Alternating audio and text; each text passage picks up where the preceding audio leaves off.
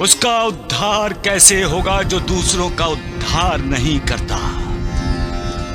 जो दूसरों का मार्गदर्शन नहीं कर सकता, उसको खुद को मार्ग कैसे मिल सकता है? कैसे? गुरु का कर्तव्य है अपने शिष्यों का उद्धार करना। एक राजा का कर्तव्य है अपनी प्रजा का उद्धार करना। समाज सेवकों और समाज सुधारकों का कर्तव्य है समाज का उद्धार करना। वैसे ही अपनी संतान का उद्धार करना माता पिता का कर्तव्य है। सारी दुनिया खिलाफ क्यों ना हो, माता पिता को अपनी संतान बीच मझधार में नहीं छोड़नी चाहिए। उसे सहारे की जरूरत हो तो संतान को सहारा देना चाहिए। संतान के लिए उसके माता पिता मालिक हैं। फिर माता पिता अपनी संतान से क्यों मुंह मोड़ लेते हैं? क्यों उनके आंसू नहीं पोंछते? उन्हें करुणा क्यों नहीं देते? उनका उद्धार क्यों नहीं करते? अरे ये रीत रिवाजों की, प्रथाओं की श्रृंखलाएं तोड़ दो और ये सोचो कि अपनी संतान को आनंद कैसे दे सकते हैं।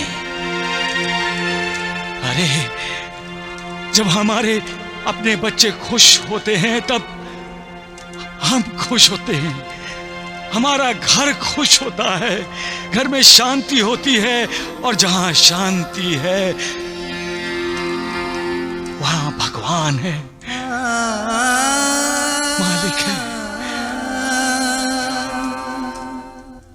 फिर किसी बाबा की खोज करने की जरूरत नहीं है।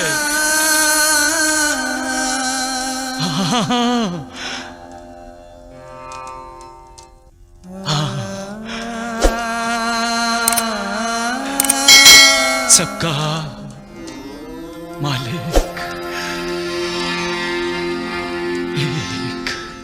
जब अहंकार मन में कुंडली मार कर बैठ जाता है तब इंसान केवल अपने मान सम्मान के बारे में सोचता है। मैं, मेरा, मुझे, मैंने, ऐसे शब्दों की जंजीरों में उसका मन बंदी बन जाता है। पैसा अच्छे अच्छे लोगों की मति भ्रष्ट कर देता है महासपति। पैसे के लिए इंसान मालिक के साथ भी विश्वासघात करने को तैयार हो जाता है। लेकिन जो सच्चा है, सत्य की राह पर पैसों को जरूरत से ज्यादा अहमियत देता भी नहीं। गरीबी में भी उसका मन साफ रहता है। गरीबी में भी मालिक को नहीं भूलते। कुविचार अविचार उनके पास भटकते भी नहीं। वो लोग अपने हालात के लिए कभी मालिक को दोष नहीं देते, बल्कि हालात से लड़कर अपने हालात सुधारने का प्रयास करते हैं। ऐसे ही इंसानों का मालिक पर अटूट विश्वास होता है। ऊपर वाले का भी कमाल है, क्या क्या लीला करता रहता है। आंखें देता है लेकिन उन आंखों में रोशनी नहीं। जुबान देता है लेकिन उस जुबान में बोली नहीं। गूंगा बनाता है। गर्भ देता है लेकिन गर्भ बढ़ाता ही नहीं। अपने कर्मों के फल भुगते बिना इंसान का उद्धार नहीं होता। रहम करो मालिक, दया करो। तुम्हारा बनाया ये इंसान खुद को कितना प्रबल समझता है, लेकिन है कितना दुर्बल। उस पर कृपा करो मालिक, कृपा करो। सबका मालिक एक। ऊपर वाला हर कोशिश करता है कि इंसान सावधान हो जाए।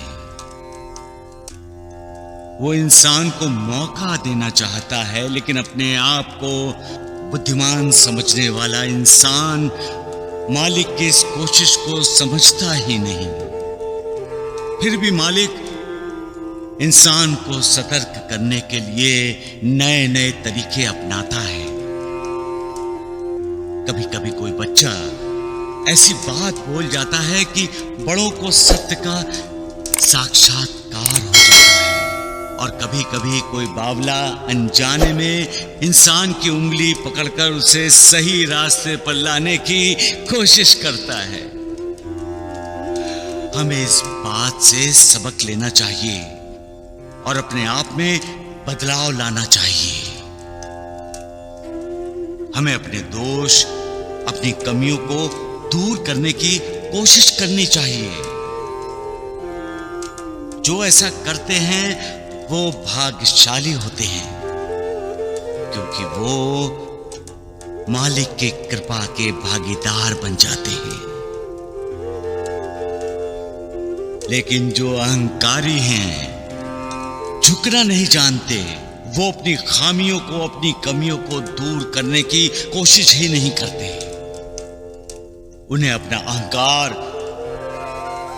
किसी अलंकार की तरह लगता है।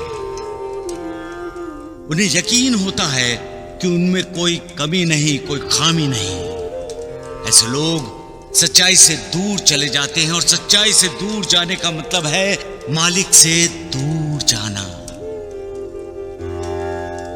मालिक से दूर जाने का मतलब है अपनी प्रगति के रास्ते में खुद पत्थर बनकर खड़े हो जाना।